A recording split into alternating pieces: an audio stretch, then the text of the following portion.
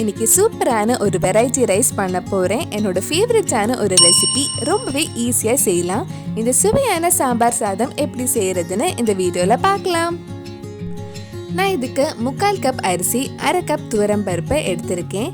இது 2-3 வாட்டி நல்லா வாஷ் பண்ணதுக்கப்புறம் நம்ம குக்கரில் வேக வைக்கலாம். நான் குக்கரில் 3 கப் கிட்ட தண்ணி சூடு பண்ண வச்சுருக்கேன். தண்ணி சூடானதும் நம்ம அரிசி பருப்பு போட்டு வேக வைக்கலாம். நான் குக்கரில் லோ டு மீடியம் ஃப்ளேமில் 5 விசில் வைக்க போகிறேன். சாதம் கொஞ்சம் குழஞ்சி இருந்தால் தான் டேஸ்ட் ரொம்ப நல்லா இருக்கும். ஒவ்வொரு குக்கர் ஒவ்வொரு மாதிரி இருக்கும். நீங்கள் உங்கள் குக்கருக்கு ஏற்ற மாதிரி அரிசி பருப்பு வேக வச்சுக்கோங்க. இப்போ சாம்பார் சாதத்துக்கு தேவையான மசாலா ரெடி பண்ணலாம்.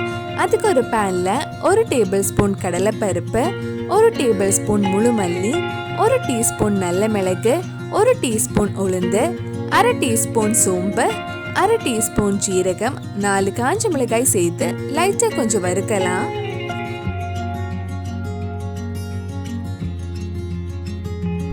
இது கொஞ்சம் வறுத்ததுக்கு அப்புறம் இதில் 2 டேபிள் ஸ்பூன் துருவின தேங்காய் சேர்த்து வறுக்கலாம்.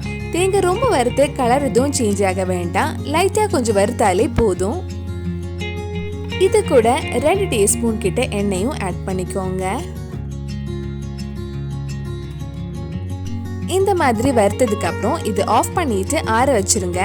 ஆறுனதுக்கு அப்புறம் நம்ம இது பவுடர் பண்ணி எடுக்கலாம். இப்ப சாம்பார் சாதத்துக்கு தேவையான காய்கறி வேக வைக்கலாம். அதுக்கு ஒரு கடாயில கொஞ்சம் எண்ணெய் ஊற்றி 12 சின்ன வெங்காயம், 2 பச்சை மிளகாய் ஒரு 2 நிமிஷம் கிட்ட வதக்கலாம்.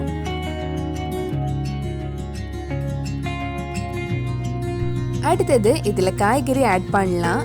நான் ஒரு உருளைக்கிழங்கு, ஒரு கேரட், ஒரு முருங்கைக்காய், சின்ன பீஸ் வெள்ளரிக்காய், ஒரு கத்திரிக்காய், ஒரு வாழைக்காய், 1/4 கப் பட்டாணி, 2 தக்காளி ஆட் பண்ணியிருக்கேன்.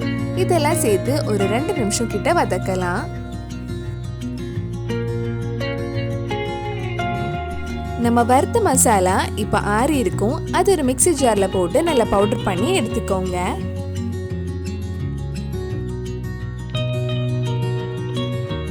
இப்போ இதில் 1/4 டீஸ்பூன் மஞ்சள் பொடி, கொஞ்சமா காயப்பொடி, தேவையான அளவு உப்பு, கலருக்காக 1 டீஸ்பூன் காஷ்மீரி சில்லி பவுடர், கடைசியா நம்ம பவுடர் பண்ண மசாலா சேர்த்து நல்லா மிக்ஸ் பண்ணலாம்.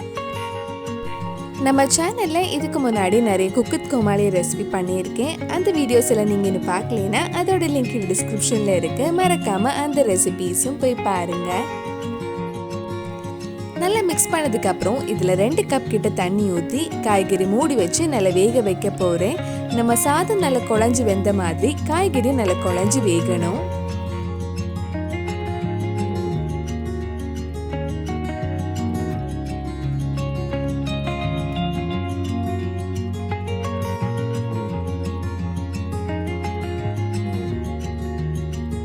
காய்கறி கொஞ்சம் வெந்ததுக்கு அப்புறம் இதுல கொஞ்சம் புளி தண்ணி ஊற்றி வேக வைக்க போறேன்.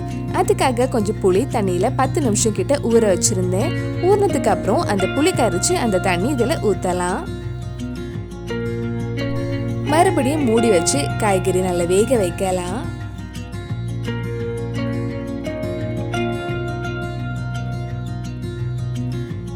இப்ப காய்கறி நல்லா வெந்திருக்கு. இனி இதுல நம்ம ரெடி பண்ணி வச்சிருந்த சாதம் போட்டு மிக்ஸ் பண்ணலாம்.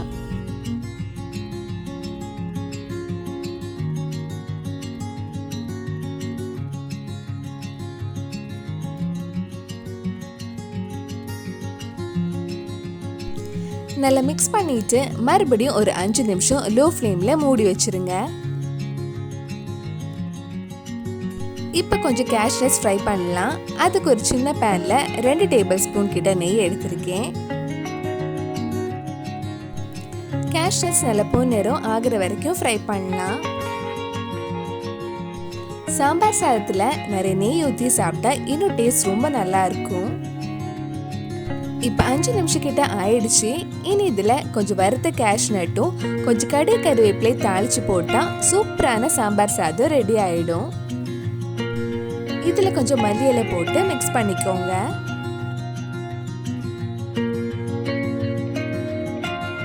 நம்ம கேஷ்நட் பொன்னிறம் ஆயிடுச்சு. இனி இது சாம்பார் சாதத்துல ஆட் பண்ணலாம். மறுபடியும் அதே பேன்ல 1 டேபிள் ஸ்பூன் கிட்ட நெய் எடுத்திருக்கேன். நெய் சூடானதும் கொஞ்சம் கடுகு, 1/4 டீஸ்பூன் வெந்தயம், 2 காஞ்ச மிளகாய், கொஞ்சம் கறிவேப்பிலையும் தாளிச்சு சாம்பார் சாதத்துல போடலாம்.